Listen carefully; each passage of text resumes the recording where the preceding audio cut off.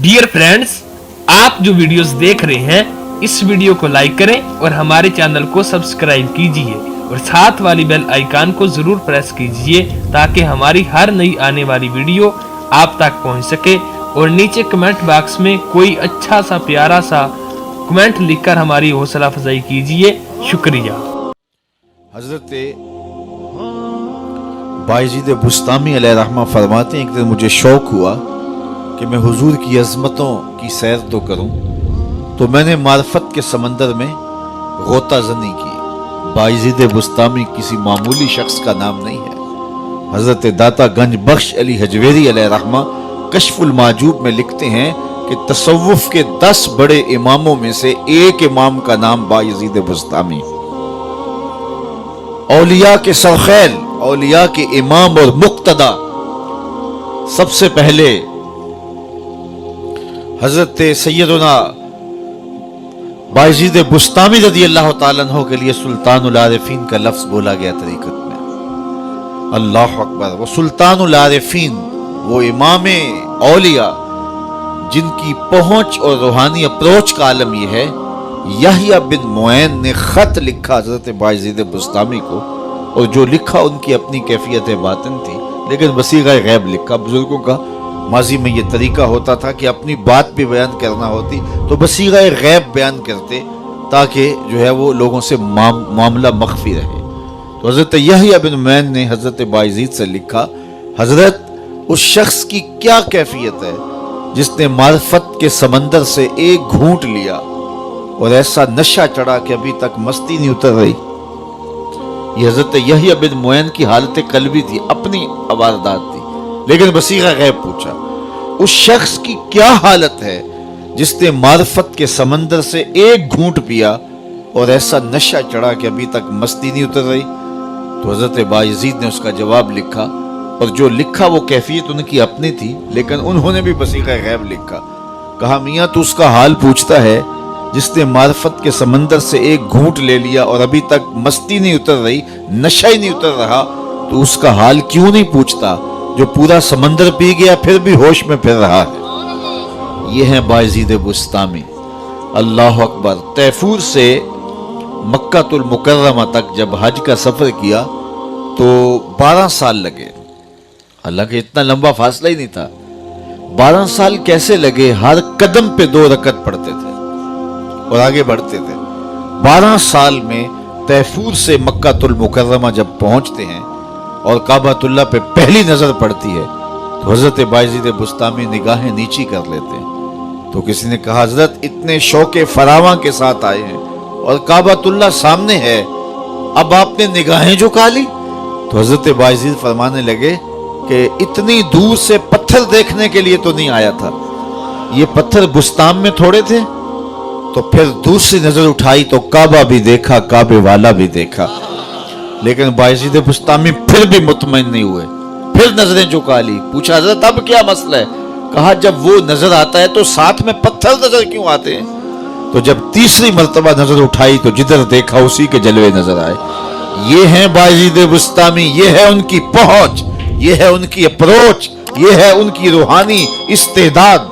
फरमाते हैं, मैंने एक दिन रूहानी तौर पे जो है वो गोता लगाया मार्फत के समंदर थे, और मेरा शौक ये था कि हुजूर की शानों को मुलाहजा करूं।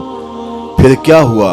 फायजा बैनी व बैनहा अल्फो हिजाब मिन नूर। कहते जहां मैं खत्म हो रहा था और मुस्तफ़ा जान रहमत अभी शुरू हो रहे थे, मेरे नुक्ताए इख्तिताम और उनके नुक्ताए आगाज के दरमियान 1000 नूर के पर्दे हायल थे, और अगर मैं एक कदम भी आगे बढ़ता तो जल के राख हो जाता। जिस नबी के कदम इतने ऊंचे हैं उसका सर कितना ऊंचा होगा? कोई हद है उनके उरूज की, बाला गल ओलाबे का। मौलवी का तो दिमाग खराब हो गया कि वो तराजू गाड़ के उसको तोलने लगा जिसको तोला नहीं जा सकता, उसको नापने लगा जिसको नापा नहीं जा सकता। मैं तो कहा करता हूं, डिठे वरक कुरान दे फोल सारे, तेरी शान जिया नहीं कोई होर डिठा, तेरी शान दा करे मुकाबला जेड़ा, उन्हों आशकां असली चोर डिठा। कोई नूर आखे कोई बशर आखे, पैंदा रात दिने एहो शोर डिठा, اللہ والے گل مکا دیتی تساں ہور ڈٹھا ساں ہور ڈٹھا۔ تم نے حلیمہ کی بکریوں کے پیچھے پیچھے دیکھا ہوگا، سدرہ پر جبریل کے آگے آگے نہیں دیکھا۔ اور اقبال کہتا ہے تو نے یوسف کو کنویں میں دیکھا تو کیا دیکھا، ارے ناداں جو مطلق تھا مقید کر دیا تو نے، تو ابھی تک کنویں میں دیکھ رہا ہے، وہ مصر کے تخت کا مالک بھی بنا ہوا ہے۔ تو ان کی پہنچ اور ان کی عظمت اور ان کی رفت کا کون اندازہ کرے۔ ہمارے درس نظامی میں داخلی نصاب کتاب ہے، شرح قائد نصفیہ، تمام مکاتب فکر کے مدارس میں اہل تشیع کے علاوہ سبکن پڑھائی جاتی ہے، اور اس کتاب کی تشریح لکھی ہے علامہ عبدالعزیز پرہاروی علیہ رحمہ نے النبراس کے نام سے۔ اس میں حضرت ابو الحسن رفاعی کا ایک قول پیش کیا ہے۔ وہ فرماتے ہیں میں نے روحانی طور پہ پرواز کی، حتیٰ صعدت فی الفوقانیات، یہاں تک کہ میں بہت اونچا چلا گیا، اور اس میں کوئی اختلاف نہیں، انسان کی روح پرواز کر سکتی ہے۔ ہم خواب میں کہاں سے کہاں جا پہنچتے ہیں، یہ ایک ہماری روح ہے، اور ہماری روح روحانی طور پہ بھی پرواز کر سکتی ہے۔ اگر میری اور آپ کی روح زنگ آلود ہو تو پھر پاک لوگوں کی روحوں سے ہم اپنی روح کو قیاس نہ کریں، جن کی روحیں مصفہ ہیں، جن کے آگے حجاب اور پردے نہیں ہیں، تو وہ پرواز کرتی ہیں۔ تو وہ فرماتے ہیں میں نے روحانی طور پہ پرواز کی، حتیٰ صعدت فی الفوقانیات، یہاں تک کہ بہت اونچا چلا گیا، ایک عرش آیا اسے عبور کیا، دوسرا عرش آیا اسے عبور کیا، 7 لاکھ عرش عبور کر گیا۔ عرش ایک نہیں ہے، عرش بہت سارے ہیں۔ عالم امکان اور عالم وجوب کے درمیان عرش عالم برزخ ہے۔ جب اللہ تعالیٰ اس دنیا پہ کوئی تجلی ڈالنا چاہتا ہے تو پہلے عرش پہ ڈالتا ہے، وہاں سے تجلیات چھن کے دنیا پہ آتی ہیں۔ اگر ڈائریکٹ آ جائیں تو کوئی تاب ہی نہ لا سکے۔ یہی بہتر ہے کہ وہ پردے میں روح پوش رہے، وہ اگر پردہ اٹھا دے تو کسے ہوش رہے۔ عرش ایک نہیں، عرش بہت سارے ہیں۔ کہتے ہیں میں 7 لاکھ عرش عبور کر گیا۔ آواز آئی ابو الحسن رفاعی کدھر آ رہے ہو؟ تو میں نے عرض کی مالک معراج کی شب جس عرش کی چھاتی پہ محبوب کے قدم لگے تھے، میں اس عرش کو دیکھنے کے شوق میں کشاں کشاں یہاں تک پہنچا ہوں۔ نہ سفر بشرط مال ہے، نہ طلب بقید سوال ہے، فقط ایک سیری ذوق کو میں بھٹک رہا ہوں کہاں کہاں۔ میرے دل کی خلوتیں کئی بار سج کے اجڑ گئیں، مجھے بارہا یہ گماں ہوا تم آ رہے ہو کشاں کشاں۔ کہا تو میں اس شوق میں یہاں تک پہنچا ہوں تو میں اس عرش کو دیکھنا چاہتا ہوں، اور میری پرواز کی غرض و غایت یہ ہے۔ تو آواز آئی ارجع لا وصول لکا، ابو الحسن پلٹ جاؤ، تم کروڑوں سال بھی پرواز کرو، جس عرش کی چھاتی پہ محبوب کے قدم لگے تھے وہاں تمہارا خیال بھی نہیں پہنچ سکتا۔ جس نبی کے قدم اتنے اونچے ہیں اس نبی کا سر کتنا اونچا ہوگا۔ کوئی حد ہے ان کے عروج کی، بالا غل اولاب کمال ہی۔ تو کہا دہا سے مراد حضور کے کمالات ظاہریہ ہیں، اور لیل سے مراد حضور کے کمالات باطنیہ ہیں۔ ایک قول یہ پیش کیا کہ دہا سے مراد حضور علیہ الصلوۃ والسلام، اللہ اکبر، یہ اللہ نے اپنے محبوب کو شانیں دی ہیں نا، یہ حضور علیہ السلام کی عظمتیں ہیں، یہ حضور کی رفتوں کا عالم ہے۔ تو کہا دہا سے مراد حضور کے کمالات ظاہریہ، اور لیل سے مراد حضور کے کمالات باطنیہ ہیں۔ پھر کہا دہا سے مراد حضور علیہ السلام کا نور علم ہے، جس سے کائنات کی کوئی چیز پوشیدہ نہیں، چٹے دن کی طرح روشن، ہر شے محبوب کی نگاہوں میں ہے۔ اللہ کے محبوب کی نظروں میں کوئی چیز پوشیدہ نہیں۔ وَإِنِّي أَرَىٰ مَا لَا تَرَوْنَ وَأَسْمَعُ مَا لَا تَسْمَعُونَ، جو میں دیکھتا ہوں وہ تم نہیں دیکھتے، اور جو میں سنتا ہوں وہ تم نہیں سنتے۔ اللہ نے وہ سماعتیں دی، وہ بصارتیں دی۔ یہ غلطی ہوتی ہے کہ اپنے حواس کو نبی کے حواس پہ قیاس کیا جائے، یا نبی کے حواس پہ اپنے حواس کو قیاس کیا جائے۔ قرآن پڑھیے، سورہ نمل اٹھائیے، حضرت سلیمان اپنے لاؤ لشکر کے ساتھ جب آگے بڑھے تو وادی نمل آ پہنچے۔ تو وادی نمل میں چیونٹی نے جب لشکر سلیمان آتے دیکھا تو اس نے اپنی ہمجولیوں سے، چیونٹیوں سے کہا کہ جلدی جلدی اپنی بلوں میں داخل ہو جاؤ، اللہ کے نبی کا لشکر بے خبری میں تمہیں کچل نہ ڈالے۔ اللہ اکبر۔ اور یہ بات حضرت سلیمان نے سنی. کتنی دور سے سنی؟ 3 میل یا 7 میل دور. 3 فراسخ اگر ہیں تو 9 میل بنتے ہیں. تو 9 میل سے حضرت سلیمان علیہ السلام نے 3 فراسخ سے چونٹی کی اس بات کو سنا اور اس کے لہجے کو سمجھے. اللہ اکبر. تو نبی کی شان یہ ہوتی ہے کہ جو چونٹی کی بولی ہے اس کو سن لیتا ہے 9 میل کے فاصلے پر. آپ میں سے کوئی ہے کہ جس کے کان کے پردے پر بھی چونٹی کو رکھ دیا جائے تو اس کی کہانی سمجھ لے کہ یہ کیا بول رہی ہے؟ اللہ اکبر. یہ تیوریات کے ماہرین کہتے ہیں چونٹی کے منہ میں زبان نہیں ہوتی. چونٹی بولتی پھر کیسے؟ اب بات کیسے کرتی ہے؟ اس کے منہ میں زبان بھی نہیں ہوتی. تو اس کے منہ کے قریب باریک سے 2 ریشے ہوتے ہیں، مہین سے 2 بال ہوتے ہیں. جب اس نے اپنی ہمجولی کو کوئی میسج دینا ہوتا ہے ان بالوں کو قریب کر کے رگڑتی ہے. اس رگڑ سے جو آواز نکلتی ہے اس سے اپنی ہمجولی کو کوئی میسج کنوے کر رہی ہوتی ہے. اللہ کے نبی کی شان یہ ہے چونٹی کے بالوں کے رگڑنے سے جو آواز پیدا ہوتی ہے 9 میل دور سے اس آواز کو سنتا بھی ہے، اس سے جو مفہوم نکلتا ہے اس کو سمجھتا بھی ہے. اور یہ شان اس نبی کی ہے جو مقتدی بن کے مسجد اقصی میں تیرے نبی کے پیچھے کھڑا ہے. یہ شان ہے خدمت گاروں کی، سرکار کا عالم کیا ہوگا. تو اپنے حواس پہ نبی کے حواس کو قیاس کرنا اس سے بڑی حماقت کوئی نہیں ہوتی ہے. تو کہا انی ارا ما لا ترون واسمع ما لا تسمعون. میرے بزرگ فرمایا کرتے تھے کہ نبی تو نبی ہوا. حدیث میں آتا ہے کہ جب میاں بیوی گھر میں الجھ پڑتے ہیں، سالے مرد ہو اور اس کی بیوی اس سے الجھتی ہے، تو اس مرد سالے کی ہونے والی بیوی جنت میں حور اس منظر کو دیکھتی ہے.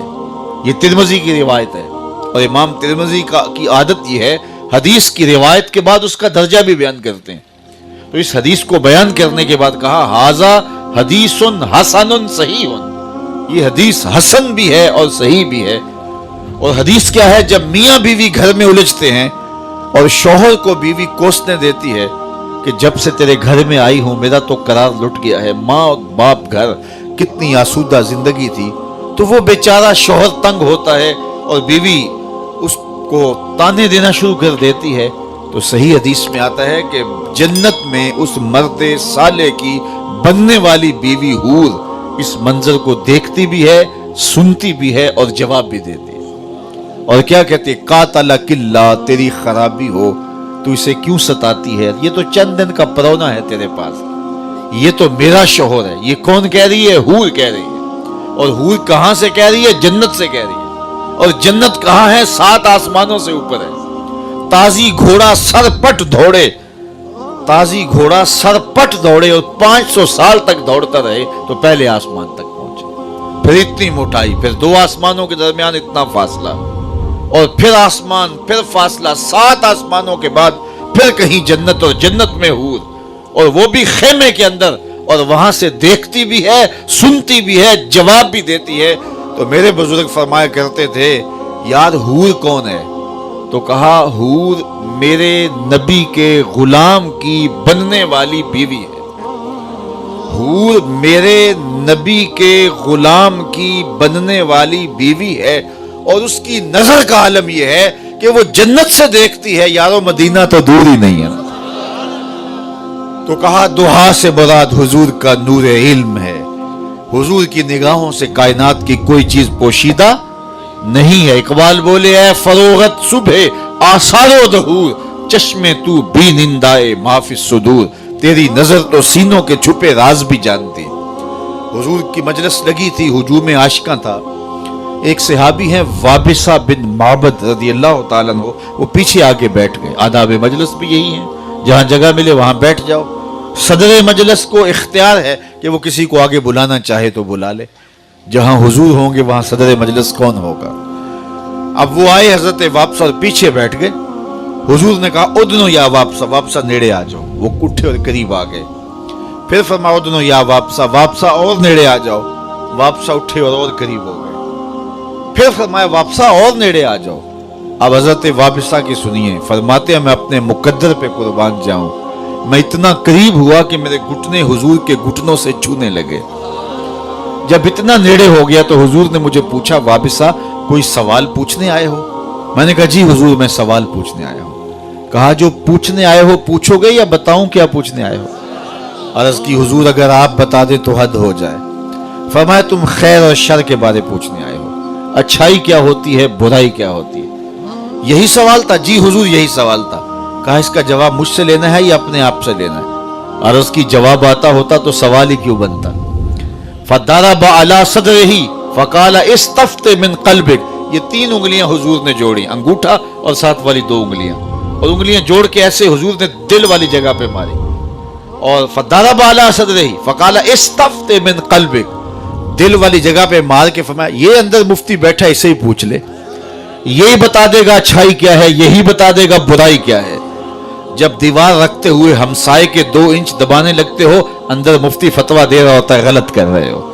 जब रिश्वत ले रहे होते हो, मेज के ऊपर से लो या मेज के नीचे से, अंदर का मुफ्ती बोल रहा होता है ये गलत कर रहे हो। जब गुजरते हुए नजर भटकती है और ख्याल बहकता है तो अंदर जमीर आवाजें देता है, तेरे घर में भी बहन बैठी है, तेरे घर में भी तेरी माँ बैठी है, तेरी नजर क्यों आवारा हो रही है? अंदर से आवाजें आ रही होती हैं, अंदर बोल रहा होता है। तो मेरे हुजूर ने 3 उंगलियां जोड़ के दिल पर मारते हुए फरमाया इस्तफ्ते मिन क़ल्बिक, ये तेरा मुफ्ती ही बता देगा, ये अंदर का मुफ्ती बता देगा कि खैर क्या है, शर क्या है। इकबाल ने कहा था ना कि अपने दिल से पूछ, मुल्ला से ना पूछ। तो ये दिल बताएगा, ये मुफ्ती अंदर बैठा हुआ है, तो इससे पूछिए नेकी क्या है, इससे पूछिए बुराई क्या है। तो हुजूर की निगाहों से कायनात की कोई चीज पोशीदा नहीं है। और एक हदीस सुनाऊं और अपने मजमून को आगे ले जाऊं, और ये सिहा की रिवायत है। अल्लाह के महबूब ने इरशाद फरमाया कुर्बे कयामत में जब दज्जाल आएगा, अभी तक तो नहीं आया, उसके फितने नमूदार हुए लेकिन वो आना चाह रहा है, तो कहा कुर्बे कयामत में जब दज्जाल आएगा, 1450 साल बीत के इस बात को बताए हुए, फरमाया जब दज्जाल आएगा तो मेरे गुलाम उसके मुकाबले में निकलेंगे, मेरे गुलाम उसके मुकाबले में निकलेंगे। सुनिए आगे, फरमाया इन्नी लारिफो अस्माअहुम, कुर्बे कयामत में दज्जाल के मुकाबले में जो मेरे गुलाम निकलेंगे, इन्नी लारिफो अस्माअहुम, मैं उन्हें नाम बनाम जानता हूं। बात खत्म नहीं हुई, वास्मा आबाहिम, उनके बाप दादे के नामों को भी जानता हूं। कहानियां खत्म नहीं हुई, वह अलवाना खुयूलहिम, जिन सवारियों पे चढ़ के जिहाद करेंगे मैं मोहम्मद उन सवारियों के रंगों को भी जानता हूं। कौन सा गुलाम, किस कबीले का फर्द, किस रंग की सवारी पे बैठ के जिहाद करेगा, हुजूर फरमाया मैं पहचानता हूं। याल आलमों का लफ्ज नहीं है, इन्नी लारिफो, मैं पहचानता हूं उन्हें जो कुर्बे कयामत में दज्जाल के मुकाबले में आएंगे। ये मेरे महबूब की निगाह है। तो कहा दुहा से मुराद हुजूर की निगाह दूरबीं है जिससे कोई शय पोशीदा नहीं है, और लैल से मुराद हुजूर का दामने उफ़्व करम है जिसमें बड़े बड़े गुनाहगारों को छुपा लेंगे। अल्लाह अकबर, क्या मंजर होगा, पेश हक मुजदा शफात का सुनाते जाएंगे, आप रोते जाएंगे, हमको हंसाते जाएंगे। वुसअतें दी हैं खुदा ने दामने महबूब को, जुर्म खुलते जाएंगे और वो छुपाते जाएंगे। तो कहा लैल, जिस तरह रात छुपा लेती है, तो लैल से मुराद हुजूर का दामने उफ़्व है, दामने रहमत है, दामने करम है, जो गुनाहगारों को अपनी आगोश में समेट लेगा। खुद फरमा शफाअती ले अहलिल कबाइर मिन उम्मती, मैं उम्मत के बड़े बड़े मुजरमों की शफात करूंगा। तो क्या मंजर होगा हशर का जब मेरे आका शफात करके गुनाहगारों को अपनी आगोश में समेट रहे होंगे। वो किसी ने किसी महफिल नात में पढ़ दिया, जिस तरह कि आजकल हमारी शायरी चलती है कि वो अपना मुकदमा नहीं हार सकता जिसके हुजूर वकील हों। तो मैंने कहा कि वकील ना कहो, वकील जो है निगहबान के माना में तो ठीक है, लेकिन आप मुकदमे की बात कर रहे हैं तो यहाँ वकील के माना, एडवोकेट के माना में वकील आ रहा है। तो हुजूर मुकदमे में हमारे वकील नहीं होंगे बल्कि हमारे शफी होंगे। वकील और शफी में फर्क होता है, जो सफारशी होता है उसमें और वकील में फर्क होता है। आप जानते हैं, देहातों के रहने वाले, वकील की लड़ाई ये होती है और वकील की बहस ये होती है, उसके दलाल ये होते हैं कि मेरे मुवक्किल ने ये जुर्म नहीं किया लिहाजा छोड़ दिया जाए। वो सबूत ये देता है कि इस पे इल्जाम है اور غلط الزام ہے، میرے موکل نے یہ جرم نہیں کیا لہذا چھوڑا جائے، یہ وکیل کہتا ہے، اور شفیع کہتا ہے سب کچھ کیا ہے، میرا آنا دیکھا جائے، میری سفارش مانی جائے۔ حضور قیامت کے دن وکالت نہیں فرمائیں گے، شفاعت فرمائیں گے۔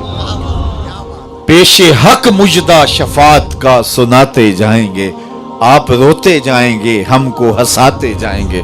وسعتیں دی ہیں خدا نے دامن محبوب کو، جرم کھلتے جائیں گے اور وہ چھپاتے جائیں گے۔ باغ جنت میں محمد مسکراتے جائیں گے، پھول رحمت کے گریں گے، ہم اٹھاتے جائیں گے۔ تو وہ منظر ہوگا، یہ حضور کا دامن شفاعت ہے۔ بڑے بڑے گناہگاروں کو حضور اپنی آغوش میں سمیٹ لیں گے۔ تو دہا سے مراد حضور کا نور علم ہے، اور لیل سے مراد حضور کا دامن عفو و کرم ہے۔ اس پر بہت کچھ کہا جا سکتا ہے لیکن آگے بڑھنا ہے۔ کہا کہ دہا سے مراد حضور علیہ السلام کا چہرہ انور ہے، جو چاشت کی طرح چمکتا ہوا چہرہ، اور لیل سے مراد محبوب کی زلف عنبری ہے۔ تو گویا ترتیب کلام یہ ہے کہ محبوب چاشت کی طرح تیرے چمکتے ہوئے چہرے کی قسم، اور شب دیجور کی طرح تیرے شانوں پہ لٹکتی زلفوں کی قسم۔ قسم ہے تیرے رخ تاباں کی، اور قسم ہے تیری زلف دوتا کی، تیرے چہرہ نور کی بھی قسم، تیری زلف عنبری کی بھی قسم۔